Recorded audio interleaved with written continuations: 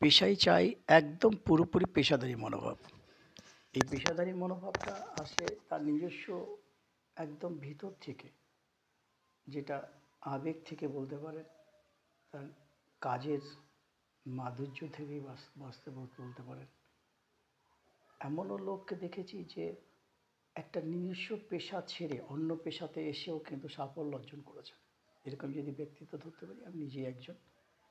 আগে সাংবাদিক ছিলাম, সাংবাদিকতা করতে করতে খবরের কাগজ বন্ধ হয়ে যায়, অন্য জায়গায় কাজ করে আবার সে নিজস্ব সংবাদপত্র বার করে একটা জায়গায় পৌঁছে যাওয়ার পরেও যখন শরীর খারাপের পরে যখন সে বসে আছি, ঠিক সেই মুহূর্তে এক পরিচিতর সেলুনে গিয়ে বসি এবং প্রথমেই বলেছিল আমি কিছু কাজ জানি না। হ্যাঁ, সত্যিই কিছু জানি না, সেলুনের কোনো কিছুই বুঝি না, জানি না।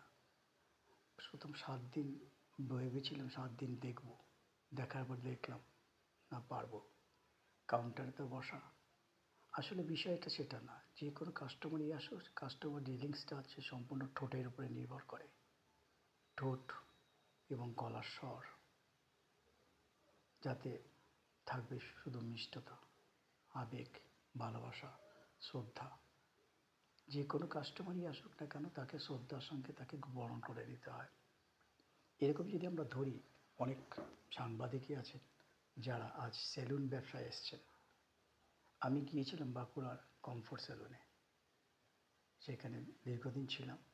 যাই হোক, কিছু মনোমালিন্য তো থাকেই, পরিচিত হোক যাই হোক, মালিক এবং কর্মচারীর মধ্যে একটা বিভেদ সারা জন্ম থেকে এসছে, আজও থাকবে, ভবিষ্যতেও থাকবে। যাই হোক, সেখান থেকে নিজেকে সরিয়ে নিয়েছি। সবাই ভালো থাকুক, সুস্থ থাকুক।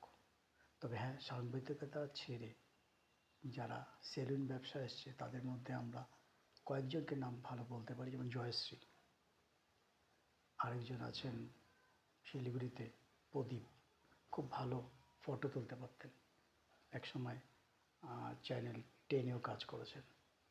তিনিও কিন্তু তার মিসেসকে দিয়ে এই সেলুন ব্যবসায় এসছেন, সাফল্য পেয়েছেন।